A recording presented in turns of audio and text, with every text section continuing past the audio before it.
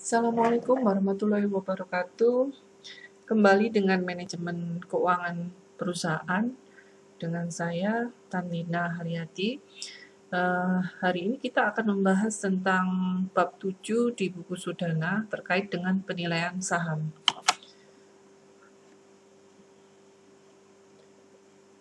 Oke, untuk saham di sini, saham itu merupakan salah satu alternatif sumber pendanaan jangka panjang. Jadi sumber pendanaan jangka panjang yang berasal dari ekuitas.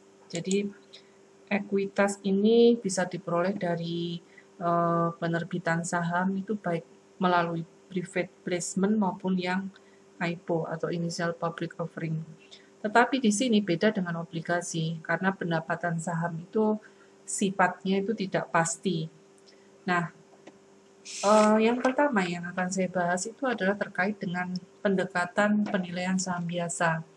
Jadi penilaian saham biasa itu lebih sulit dibandingkan dengan obligasi seperti yang saya katakan tadi karena arus kas yang dihasilkan saham biasa itu tidak pernah dapat diketahui terlebih dahulu. Kemudian saham biasa juga tidak mempunyai waktu jatuh tempo. Kemudian tidak ada cara yang mudah untuk menentukan berapa tingkat keuntungan yang disyaratkan oleh pasar. Contohnya terkait dengan arus kas investasi saham di sini. Contohnya Anda mempertimbangkan membeli satu lembar saham pada hari ini dan merencanakan untuk menjual kembali saham tersebut 1 tahun kemudian dengan harga 7.000. Anda memprediksi saham tersebut akan membayarkan dividen pada akhir tahun sebesar 1.000 per saham. Jika Anda mensyaratkan tingkat keuntungan 25% atas investasi saham tersebut, berapa harga saham yang bersedia Anda bayar? Dengan perhitungan menggunakan nilai sekarang, maka 1.000 plus 7.000 dibagi dengan 1 plus 0,25 adalah 6.400. Ini adalah nilai saham saat ini. Kalau secara umum dirumuskan dengan menggunakan rumus ini, PO D1 plus P1 dibagi 1 plus R. Jadi keterangannya PO itu nilai atau harga sekarang. Kemudian sama dengan tuh harga dividen kas D1 dividen kas yang dibayarkan pada akhir periode plus harga pada satu periode waktu yang akan datang dibagi 1 plus R-nya tingkat keuntungan. Kemudian ada juga, jadi yang dinamakan dividen, sebelum saya jelaskan lagi dividen itu merupakan keuntungan yang diberikan kepada pemegang saham. Nah, prediksi untuk pembagian dividen itu sebetulnya itu tidak bisa tetap setiap tahunnya. Pastinya ada perubahan. Nah, di sini ada 2 pendekatan nanti akan saya sampaikan, yaitu yang dividen yang tetap dengan pendekatan tetap maupun yang pendekatan yang tidak tetap. Dan ini kita bicarakan yang pertama dulu, pendekatan tetap. Di sini menganggap bahwa besar dividen kas yang dibayarkan perusahaan itu tetap setiap tahun. Jadi dengan menggunakan pendekatan rumus PO D per R. Ini contohnya misalnya, perusahaan global mempunyai kebijakan pembayaran dividen setiap tahun 1.000 per saham. Jika tingkat keuntungan yang disyaratkan 20%, berapa nilai saham tersebut? Tinggal masukkan rumus, hasilnya adalah 5.000 per saham. Ini kalau menggunakan pendekatan dividen tetap. Kemudian di sini juga ada jika menggunakan pendekatan dividen dengan pertumbuhan tetap atau constant growth dividend. Nah, di sini anggapannya seperti apa? Suatu perusahaan itu dianggap membayar dividen kas setiap tahunnya jika mengalami pertumbuhan yang tetap. Jadi dividen yang dibayarkan itu mengalami pertumbuhan tetap. Misalnya, DO itu merupakan besar dividen yang baru yang dibayarkan oleh perusahaan. Nah, dividen yang diprediksi tahun yang akan datang atau D1 adalah menggunakan rumus ini. D1 D0 kali 1 plus G. Nah, ini tahun pertama. Tahun kedua, ini nanti akan ada rumus juga. Jadi ada yang dinamakan dengan growing perpetuity, growing perpetuity. Jadi di sini merupakan investasi arus kas yang tumbuh pada tingkat yang tetap untuk selamanya. Jadi ini adalah untuk tahun, contohnya untuk 2 tahun, jadi D2 dan seterusnya. Jadi untuk menentukan D3 dan seterusnya menggunakan rumus ini. DT sama dengan 0, 1 plus G pangkat T. Nah, ini adalah jika ada growing perpetuity. Nah, jadi pertumbuhan dividen, jika ada pertumbuhan dividen, untuk menentukan nilai saham, kita menggunakan rumus yang ini. Kemudian, di sini ada keterangan, jika selama tingkat pertumbuhan G-nya, growing perpetuity, itu lebih kecil daripada tingkat diskonto atau R, maka nilai sekarang dari serangkaian arus kas itu dapat ditulis seperti ini. Jadi ada rumus yang lebih singkat. Oke, contoh. Di sini, anggap dividen kas yang dibayarkan di 0 itu 230. Tingkat keuntungan yang disyaratkan itu 13%. Dan tingkat pertumbuhan dividennya, G-nya ada 5%. Kita masukkan ke rumus. Jadi, PO D0 kali 1 plus G dibagi R min G. Hasilnya adalah 3019. Jadi, di sini,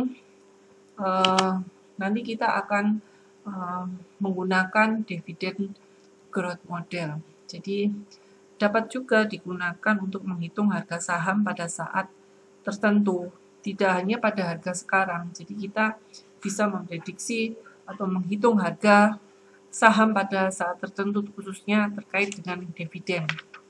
Dengan menggunakan rumus PT sama dengan DT kali 1 plus G dibagi R min G, atau disingkat DT plus 1 R min G.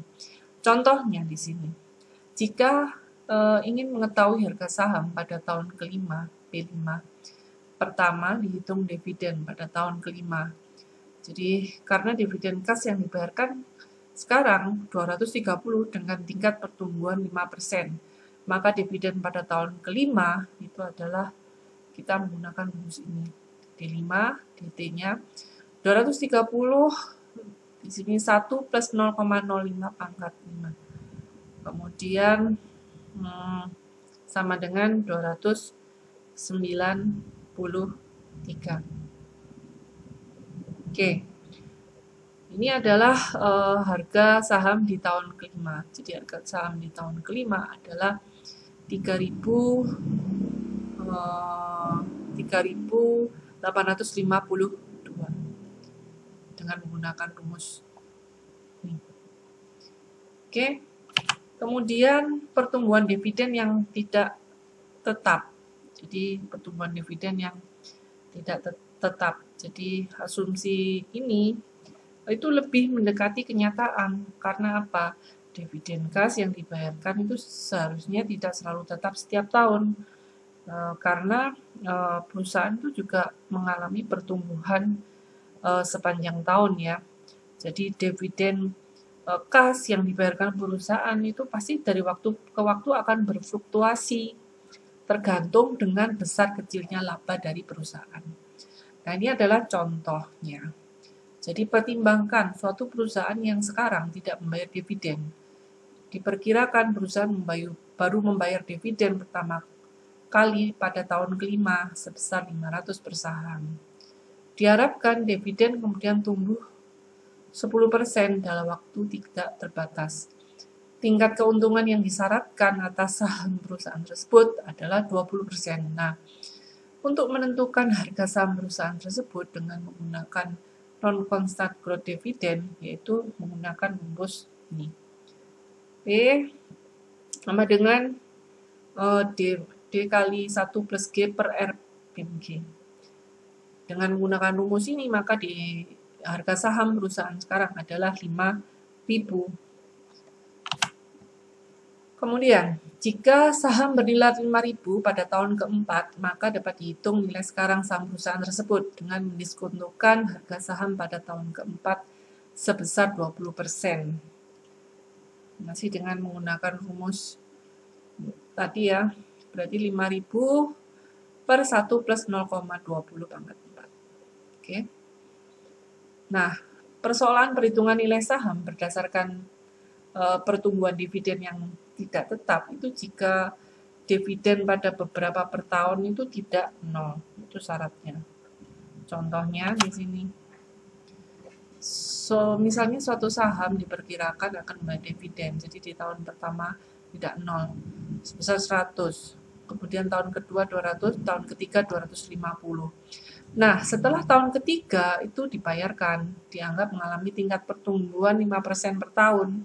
Nah, jika tingkat keuntungan yang disyaratkan 10%, maka berapa nilai saham tersebut hari ini? Maka dia menggunakan rumus yang ini. P sama dengan D kali 1 plus G pangkat R. Dibagi R min G. Hasilnya adalah 5.250. Kemudian, kalau menghitung nilai total saham sebagai nilai sekarang dari dividen 3 tahun pertama, ditambah dengan nilai sekarang, harga saham pada tahun ketiga, itu menggunakan rumus ini. Sampai tahun ketiga. Kemudian, terkait dengan komponen tingkat keuntungan yang disyaratkan. Jadi, required rate of return. Jadi, di sini sedikit dijelaskan tentang implikasi dari dividend growth model terhadap keuntungan yang disyaratkan dengan menggunakan rumus ini, PO sama dengan D1 per R bit G. Nah, jika untuk menghitung R, maka tinggal akan diperoleh rumus D1 per P0 plus G. Nah, di sini menunjukkan tingkat keuntungan yang disyaratkan R mempunyai 2 komponen. Jadi yang pertama itu D1 plus P0, jadi merupakan besaran dividen yield atau hasil dari dividennya. Kedua, komponen tingkat pertumbuhan dividen atau G yang diartikan capital gains yield. Oke. Kemudian ini contohnya. Contohnya, anggap suatu saham perusahaan itu dijual hari ini dengan harga 2.000 per saham. Dividen tahun pertama 100 per saham. Diperkirakan akan tumbuh 10% per tahun. Berapa tingkat keuntungan saham perusahaan tersebut? Maka berdasarkan dividen growth model, total tingkat pendapatannya, jadi yang dicari balik R sama dengan dividen yield plus capital gain yield. Jadi 100 dibagi 2000 plus 10%, yaitu 15%. Nah, 15% ini menandakan tingkat pendapatan yang diharapkan. Dengan menggunakan tingkat pendapatan yang disyaratkan sebesar 15%, maka dapat dihitung harga saham pada tahun pertama, yaitu P1 dengan menggunakan rumus ini sama tadi ya. Jadi diketahui untuk harga sahamnya adalah 2.200. Kemudian kita akan berbicara tentang saham biasa dan saham istimewa. Masing-masing saham memiliki ciri. Jadi kita bicara yang pertama dulu, saham biasa. Ditinjau dari segi hak pemegang saham. Kalau pemegang saham itu hanya pemilik saham biasa itu hanya memiliki hak untuk memilih direksi. Nah, direksi itu biasanya dipilih melalui RUPS. Dan di sini idealnya ya sesuai dengan mekanisme yang ada di RUPS. Ini penjelasannya. Kemudian yang membedakan di sini adalah hak suara yang diberikan. Apakah dia secara kumulatif ataupun secara langsung. Terkait dengan kumulatif voting. Nah, di sini memungkinkan partisipasi pemegang saham minoritas. Jadi dengan jumlah saham, memiliki jumlah saham yang sedikit, contohnya di pemegang saham biasa ini. Jadi di mana pemegang saham biasa ini bisa memberikan hak suaranya kepada anggota dewan direksi. Kemudian straight voting itu dia dapat memberikan suara secara langsung kepada masing-masing anggota direksi. Kemudian terkait dengan nilai saham biasa. Jadi nilai saham biasa yang secara langsung berhubungan dengan hak umum pemegang saham.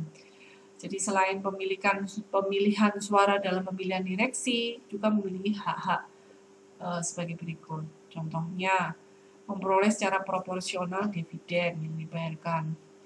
Kemudian hak untuk memperoleh proporsional sisa aktiva setelah dikurangi utang jika perusahaan dilikuidasi. Kemudian yang terakhir itu memberikan suara. Kemudian saya di sini juga akan berbicara tentang preventive right. Jadi preventive right itu merupakan hak istimewa pemegang saham. Hal ini terkait dengan untuk mempertahankan proporsi kepemilikan saham, saham biasa baru maupun sekuritas yang dapat dikonversikan menjadi saham biasa, tentunya dengan porsi kepemilikan yang ada.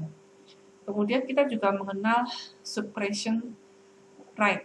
Jadi merupakan hak jangka pendek untuk membeli sejumlah tertentu atau bagian sekuritas yang diterbitkan perusahaan.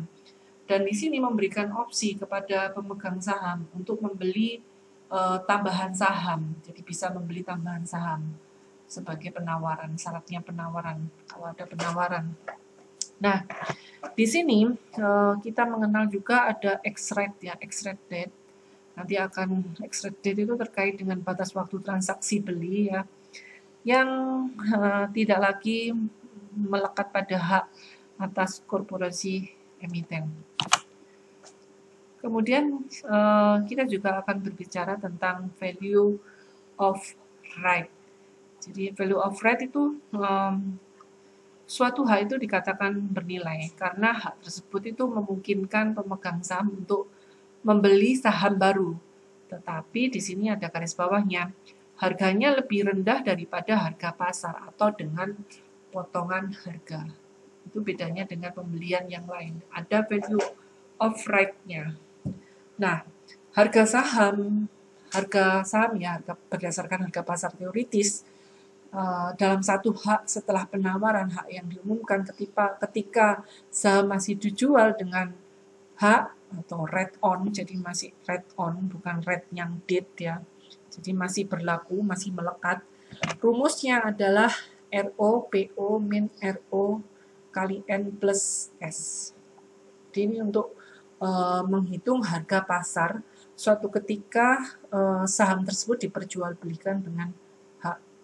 Contohnya value of right tadi. Kemudian